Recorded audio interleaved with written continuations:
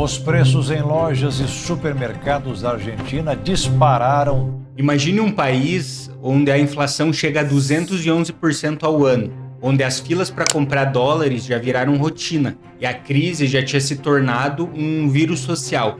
Foi nesse cenário que o Javier Milei surgiu, um outsider do mundo político com um discurso direto e radical, prometendo rasgar o que ele chamava de casta política, prometendo também dolarizar a economia e aplicar também o que ele chamou de motosserra fiscal.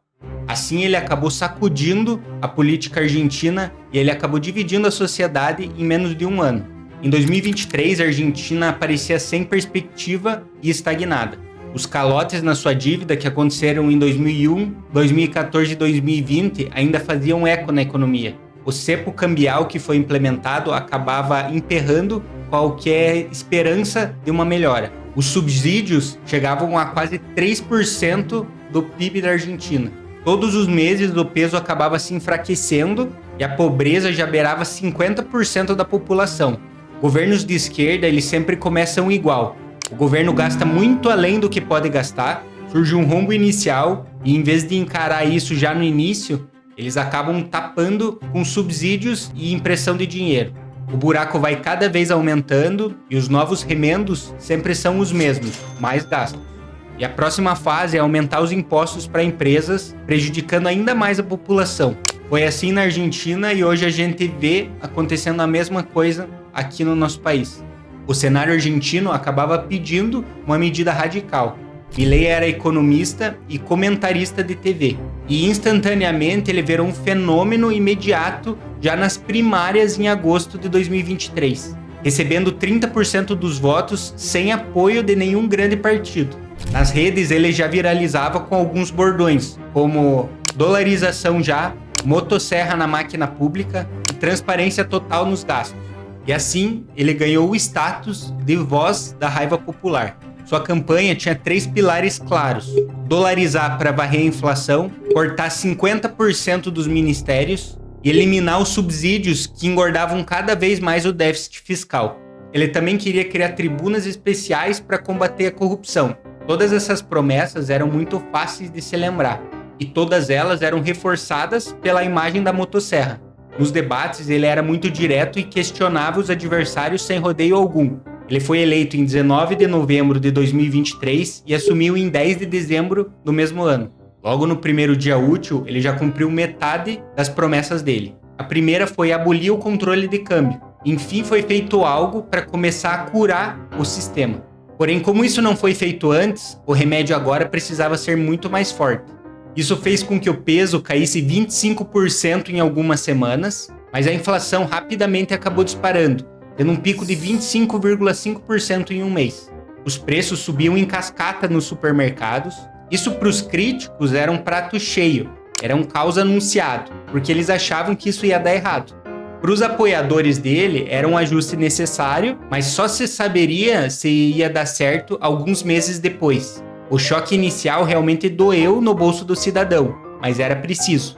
No entanto, alguns meses depois, os números começaram lentamente a mudar. Em 2024, a inflação anual recuou de 211%, que foi quando ele assumiu, para 118%. Foi a maior desaceleração em décadas da inflação argentina.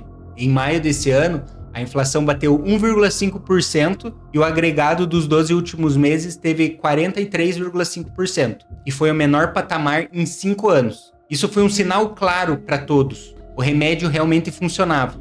Ainda que amargo no começo para muitas pessoas, o resultado deu um fôlego no governo. E em paralelo ao câmbio, um ajuste também muito necessário, que foi a disciplina fiscal. 11 ministérios foram extintos, uma redução de 3 bilhões de dólares em subsídios, uma demissão de 12 mil servidores federais, e em março desse ano, a Argentina teve o primeiro superávit primário desde 2011.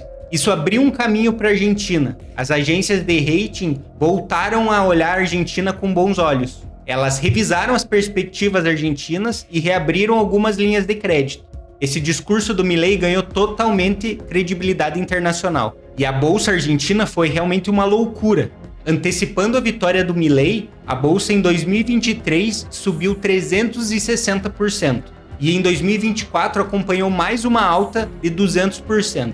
Recordes de entrada de dinheiro na Argentina, recordes de volume, recorde de liquidez, IPOs que estavam parados há anos voltaram a se reaquecer, projetos de mineração e energia renovável receberam avals do governo, joint ventures de empresas de cobre renovaram e estenderam suas operações até 2035. Investidores globais enxergaram novas fronteiras na Argentina e começaram a migrar o seu dinheiro para lá. Isso gerou um boom gigantesco na Argentina. O FMI deu um sinal de confiança, aprovando um programa de 20 bilhões de dólares de empréstimos à Argentina, antecipando 12 bilhões de dólares imediatamente. Isso fez com que as reservas cambiais deles fossem reforçadas. A projeção do PIB está em um crescimento de 5,5% esse ano, e uma inflação projetada em 35%, muito menor do que os 200% que ele assumiu. Foi uma mudança que poucos esperavam que ia acontecer. Mas nem tudo que aconteceu são flores. Esse remédio acabou aumentando o nível de desemprego da Argentina, que subiu para 7,9%.